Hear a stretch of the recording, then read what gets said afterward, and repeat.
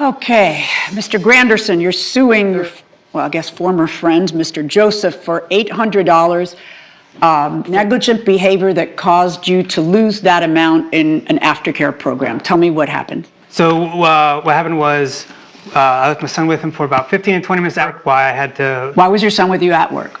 It was a clerical day, half day, and the after-school program was not set up to students in 3 hours early. Okay, were you allowed to bring your child to work? I had permission from my boss. Okay. How old's your child? My son is 8 years old, ma'am. Okay, go on. I had to step out for an IT error. He accepted responsibility to watch my son, and he made a sexual joke directly to my son. It wasn't even overheard, it was directly to my son. And my son repeated this joke at work to several minutes. Okay, what was the joke? Well, Your Honor, it's school is like a bad hookup. You know, sometimes you don't like it, you don't enjoy it, but you still get screwed every day. You told that to an 8-year-old?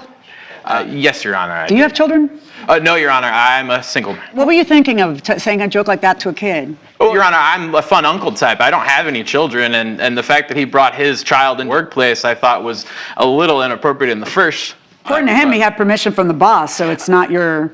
That's true, Your Honor. That's true. Tell me the circumstances surrounding the telling of this joke to an 8-year-old child. Yes, of course, Your Honor. So Don left it, and he went to go do his job, and I was sitting at my desk with Stephen, and Stephen was working on some homework, and I was working on a few reports. So when I was working, I just was kind of asking him about school and how things were going, and it just kind of seemed that he was a little down. So as I was going, I had heard a joke the other day. But as soon as I said the joke, I told him that, you know, this is a joke more for adults, and to not repeat it. So I tried to set that boundary. Okay, you tried to set that boundary. I got an idea. How about the boundary don't cross when you tell a kid about a hookup who's 8 years old? How about that's like 1,000 times worse? It's our little secret.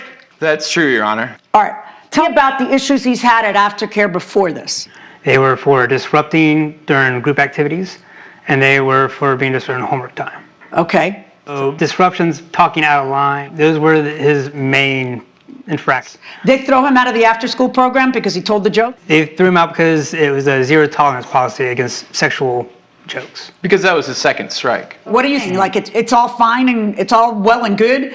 And if it's not the third strike, if it was a second strike, everything on your part would be okay? But Your Honor, I mean, the joke in nature was not of that. I didn't think it was that severe. I mean, I used the word hookup. I'm sure it's hookup that was the problem. Understood, Right. Your Honor. I just wanted to bring to your attention that, you know, this is not the first time that his child is causing Yeah, no, issues. they're kids, all right? So they're years old, but the problem was that what you did is caused him getting, you know, out of the program. When you talked to your son, did your son tell you that he had told him, don't repeat this joke, it's for adults? He did inform me that he was told that, Your Honor. Did you ask your son, so why did you say? I did not. Look, as offended as I am that he is a moron who would actually tell an 8-year-old child a sexual joke, the question becomes, is your son at fault for repeating it? Did he know what he was saying, and did he know he shouldn't say it, and then he said it anyway? And that was really what caused him to be thrown out, as opposed to you leaving him in the care of someone at work.